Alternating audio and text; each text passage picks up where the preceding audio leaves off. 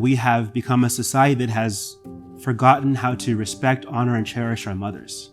I'm Chaplain Adeel Zeb. Welcome to our series, WoRX.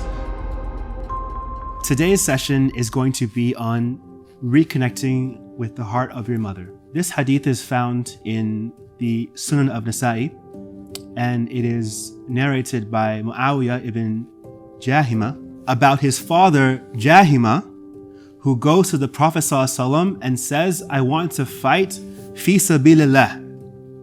What do you think? The Prophet ﷺ says, do you have a mother? And he says, yes, naam.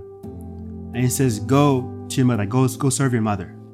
Because underneath the feet of your mother is Jannah. This is where this phrase comes from.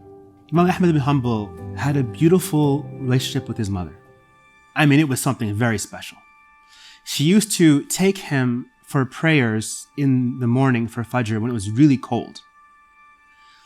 She was a single mother.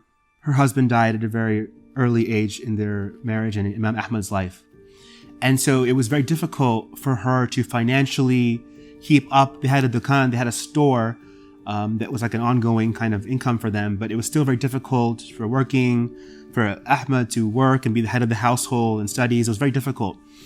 Now, Imam Ahmad, his mom, her desire was, I want my son to be a scholar among the scholars of Baghdad, right? Maybe even the scholar.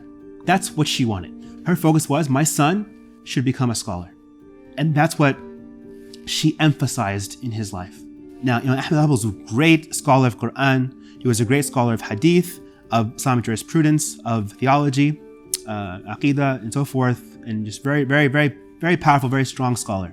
He didn't get married, reportedly, until his 40s, because he felt that if he got married, he couldn't give his mother attention. And he also was traveling to study Islam in different places. And back then, you can't just hop on a flight, and your next day you're in, whatever country. You have to go on, the camel, the horse for many, many days, weeks, months, right? It's a long journey. On one of the journeys, he left with his friend, and he just missed his mom too much. And his mom missed him too much. And, so eventually he just came back home. He couldn't take it anymore being away from her. And after she passed away, he would still, visit her grave. And his friend would say, you still miss your mom and love their mom that much? And he said, she's not just my mom. She was my entire family, right? And that is just a very powerful point that we have. When he would talk to her, he would address her as Ahmad. And when she would talk to him, she would address him as, oh, coolness of my eye. Right? From the Quranic verse, right? And so this was how they interacted with one. It was such a beautiful story of a mother and son relationship and dynamic. My own mother and I had a relationship that needed a lot of work. She was a migrant coming to America. I was born and raised here. I was the firstborn child. And so we were constantly, and she also was the primary disciplinarian and also the primary nurturer in our family. My father worked a lot. And so we had to work through a lot of our issues. And I think during this era, when I got COVID and my mom took care of me in that process, in that time, and it was learning the history of Imam Ahmad and his mom, that my mom's and I's relationship became as strong as it is today. The problem today is that we have become a society that has forgotten how to respect, honor, and cherish our mothers. Our entire motive, the impetus, is for only capitalistic gains or individualistic gain. We don't think about how much our mothers did for us before we could even comprehend what's happening around us. We don't see all of those sleepless nights. We don't see all of the work that happened. All we can see is after our own cognition.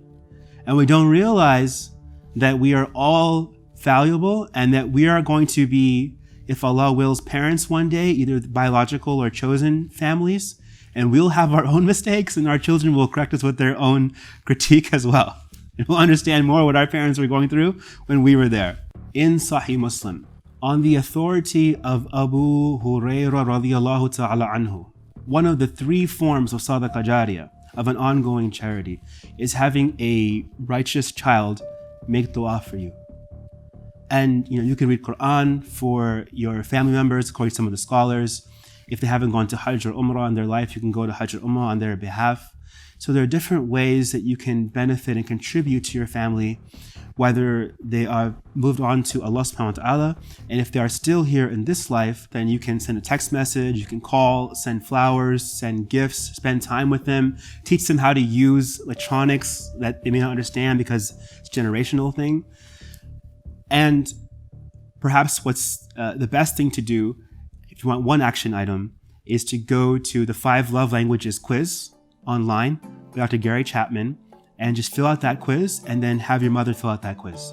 And then you can see her 1 or 2 top love languages and get gifts or services or any of the love languages accordingly. If you found value in this video, hit that like button. If you want more, then watch our playlist, WoRX, 40 ways to reconnect with yourself and with the hearts of others. Thank you. Assalamu alaikum.